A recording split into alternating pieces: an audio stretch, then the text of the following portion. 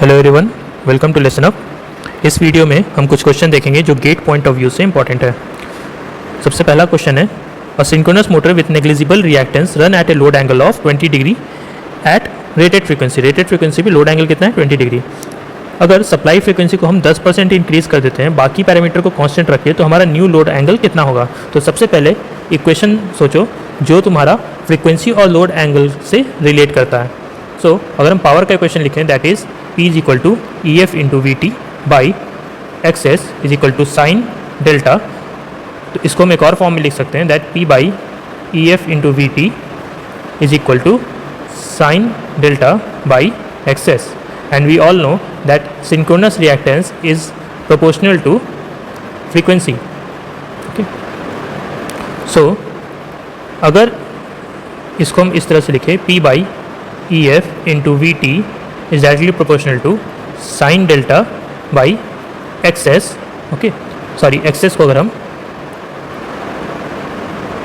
इस तरह से लिखते हैं, P by E F into V T is equal to sine delta by F, इस तरह से भी लिख सकते हैं, राइट? क्योंकि एक्सेस क्या है? फ्रीक्वेंसी के प्रोपोर्शनल है। नाउ यहाँ पे लोड एंगल चेंज हो रहा है और फ्रीक्वेंसी चेंज हो रहा है, यानी कि बाकी टर्म क्या है? मेरा कांस्टेंट है। So this should be constant, right? तो अगर फ्रीक्वेंसी अगर यहाँ पे फ्रीक्वेंसी बढ़ेगा तो साइन डेल्टा टर्म डिक्रीज होगा, right? So sine delta 1 by F1 is equal to sine delta 2 by F2। और वी कैन राइट, सपोज करो डेल्टा 1 है तुम्हारा 20 डिग्री, तो sine 20 divided by supply frequency is equal to sine delta by supply frequency is increased by 10%. So we can write this F2 as 1.1 of F1. Now sin delta will be equal to 1.1 into sin 20 degree, and this can be 22 degree. Okay. In our next question, a 400 volt shunt motor has a armature resistance of 0.5 ohm and field resistance of 100 ohm. If motor is delivering 10 kilowatt at 90% efficiency, then the value of induced EMF will be. So in this question they are asking the value of induced EMF. अब देखो यहाँ पे motor deliver कर रहा है 10 kilowatt and efficiency दिया हुआ है 90%, मतलब आउटपुट दिया हुआ है, इफिशियंसी दिया हुआ है। हमको ये नहीं पता है कि इनपुट कितना है। अगर हमको इनपुट पता चल जाएगा, इनपुट पावर पता चल जाएगा, तो हमको इनपुट करंट भी पता चल जाएगा। तो यहाँ पे देखो ये किस तरह से है, ये आर्मेचर रेजिस्टेंस, ये तुम्हारा मोटर शंट मोटर है, तो इसको हम इस तरह से कनेक्ट करेंगे, राइट? और यहाँ पे जो तुम्हारा फील्ड रेजिस्टेंस है वो कितना है? 100 ओम। और यहाँ पे आर्मेचर रेजिस्टेंस कितना है? 0.5 ओम। ओके, नाउ यहाँ पे EMF इंड्यूस हो रहा है E, और यहाँ पे वोल्टेज दिया हुआ है 400 वोल्ट। यहाँ से इनपुट पावर कितना रहा है ये हमको नहीं पता है। ओके, यहाँ से सपोज करो करंट आ रहा है I, और आर्मेचर में जा रहा है IA, एंड फील्ड में जा रहा है IF। नाउ इनपुट पावर हम कैसे निकालेंगे? P out by P in is equal to क्या होता है? इफिशियंसी। सो P आउट कितना दिया हुआ है? दैट इज 10 के, एंड इफिशियंसी कितना दिया हुआ है? 0.9। This should be equal to P in which is equal to 11.11 kilowatt.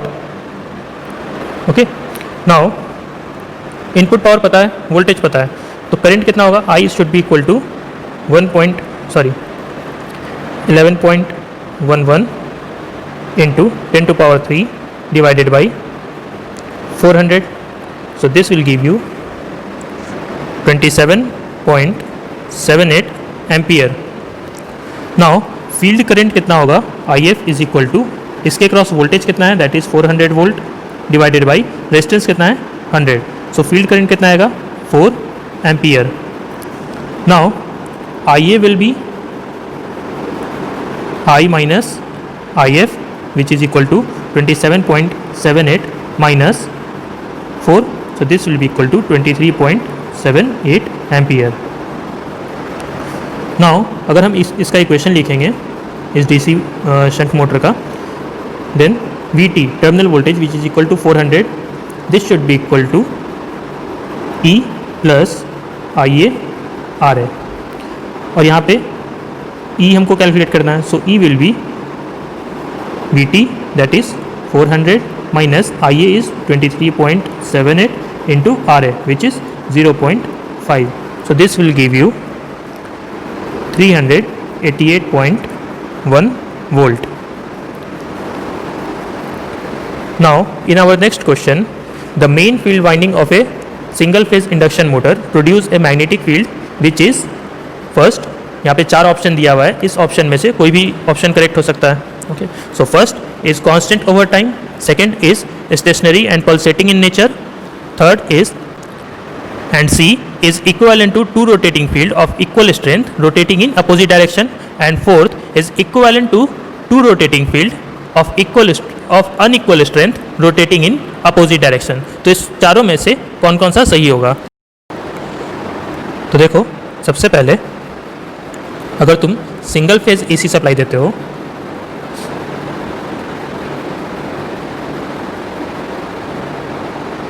अगर तुम सिंगल फेज AC सप्लाई देते हो इंडक्शन मोटर में, तो ये किस तरह का मैग्नेटिक फील्ड प्रोड्यूस करेगा? क्योंकि अल्टरनेटिंग है तो ये पल्सेटिंग मैग्नेटिक फील्ड प्रोड्यूस करेगा. It will produce pulsating magnetic field. Okay, अब देखो, इस पल्सेटिंग मैग्नेटिक फील्ड के कारण रोटर तुम्हारा रोटेट नहीं करेगा बिकॉज ऑफ इनर्शिया. इसलिए हमारा रोटर कैसा रहेगा? वो स्टेशनरी रहेगा. सो इस पल्सेटिंग के कारण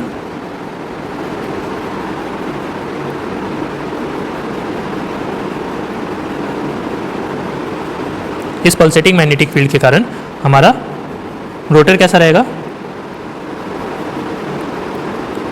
stationery due to rotor inertia. Right. तो सबसे पहले हमारा ऑप्शन बी जो है वो करेक्ट होगा. कांस्टेंट नहीं होगा, जो मैग्नेटिक फील्ड है वो पल्सेटिंग होगा और रोटर तुम्हारा कैसा होगा? स्टेशनरी होगा, वो रोटेटिंग कंडीशन में नहीं रहेगा. सेकंड, अब देखो यहाँ पे जो तुम्हारा स्टेटर मैग्नेटिक फील्ड प्रोड्यूस कर रहा है वो तुम्हारा दो मैग्नेटिक फील्ड में डिवाइड हो जाएगा, दो रोटेटिंग मैग्नेटिक फील्ड में डिवाइड होगा और उन दोनों का मैग्नीट्यूड इक्वल होगा और अपोजिट डायरेक्शन में होगा. ठीक है. यहाँ पे जो तुम्हारा स्टेटर मैग्नेटिक फील्ड बना रहा है,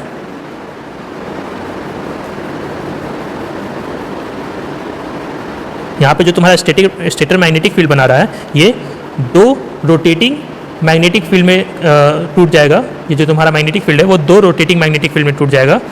first rotating magnetic field and second rotating magnetic field. तो ये जो दोनों रोटेटिंग मैग्नेटिक फील्ड होगा इसका मैग्नीट्यूड सेम होगा.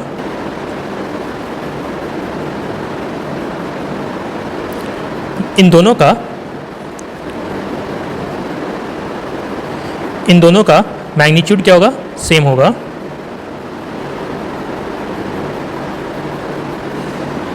और डायरेक्शन क्या होगा? अपोजिट होगा. But in opposite direction. Okay. तो इसके वजह से क्या होगा? अपोजिट डायरेक्शन की वजह से क्या होगा? ये एक दूसरे को कैंसिल आउट कर देगा. So in standstill condition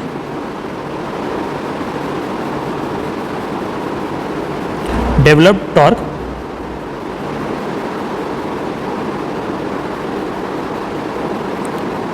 will be equal and opposite.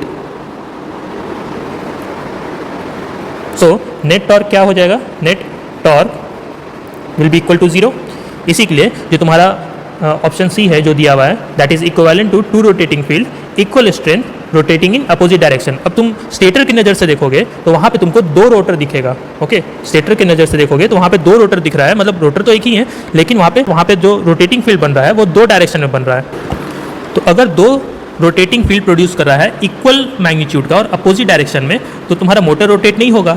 इसी के लिए कभी भी हम लोग इंडक्शन मोटर में स्टार्टर का यूज़ करते हैं. Now in fourth question, a 3-phase 10-pole 60 Hz induction motor run at 715 rpm at no load and it run with slip of 6.25% at full load. We need to find whether the speed regulation of the motor is 5.6%, no load slip of the motor is 0.7%, speed of 1/4 of the rated load is 708.75 rpm, and frequency of the rotor at full load is 3.75. So first, speed regulation, we will check speed regulation. So what is the formula of speed regulation? So speed regulation is speed at no load minus speed at full load divided by speed at full load into 100. So no load speed is given, that is 715 rpm, and we all know synchronous speed ns is equal to 120 f by p. So frequency is 60 hertz and number of pole is 10. So synchronous speed is 720 rpm. Now speed at full load will be, that is 1 minus what is slip, that is 0.0625 into 720. So speed at full load will be 675 rpm.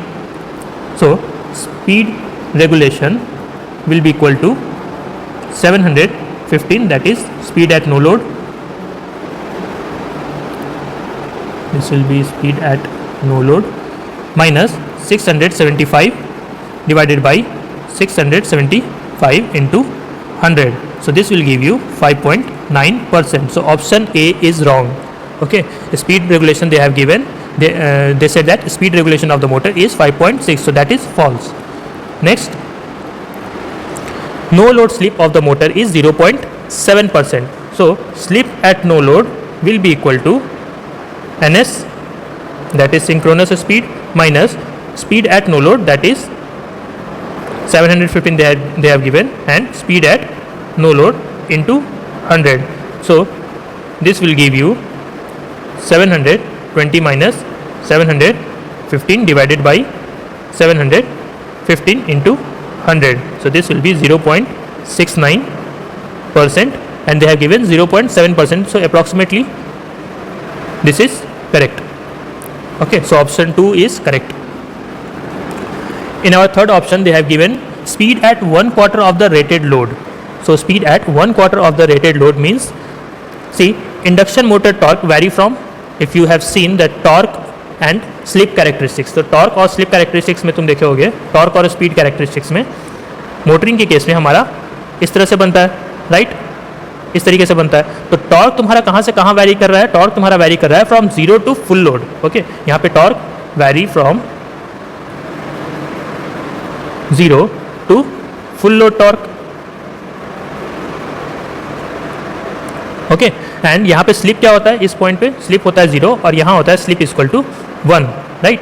यहाँ पे होता है slip equal to 1 और यहाँ पे होता है slip equal to 0.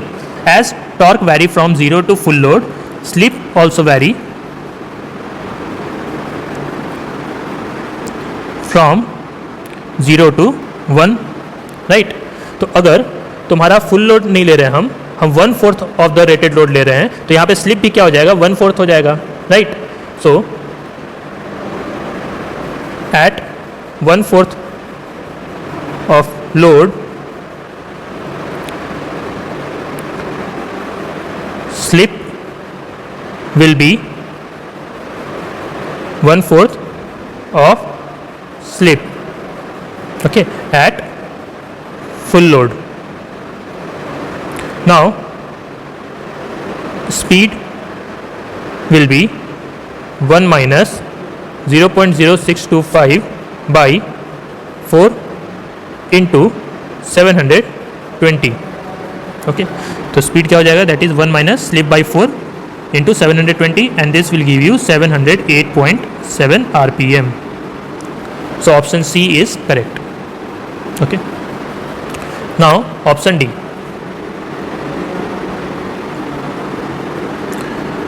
According to this, the rotor frequency is 3.75. So how to find rotor frequency, that is slip into supply frequency. So slip they have given 0.0625 into 60. This will give you 3.75 hertz. So option D is correct. Okay. So the only option we didn't get, that is option A, option 1. Now in the next question, a 3-phase star delta transformer is used to step down the voltage of a 3-phase 11 kV feeder line, and the per phase turns ratio is 12. For the primary line current, is 20 ampere, and the output kVA is, we need to find output kVA. So here they are given step down transformer, right? Star delta.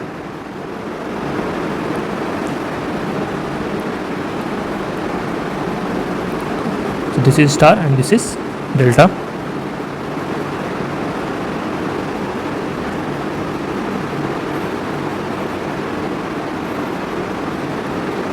Okay. Now the turns ratio is given 12:1 per phase. Okay, and they have given the line voltage in the primary side, that is 11 kV, and line current is 20 ampere. We need to find the output kVA. So output kVA will be 3 into V phase I phase, or we can write √3 times of VL IL, right? So what will be the phase voltage in primary side, that is 11 K divided by √3, and we all know, suppose this is E1 and this is E2, this is I1 and this is I2. Okay, I2. So here the phase voltage is 11 by 3. So E1 by E2 can be written as 12 by 1 turns ratio. So E2 will be E1 by 12, and E1 we got 11K by √3 into 12. Now this E2 is a phase voltage, and in delta phase voltage is equal to line voltage. So VL will be same as E2, right? VL. Okay. Now they have given line current in primary side, that is 20 ampere. So phase current I phase in the primary side is also 20 ampere, because this is star connection.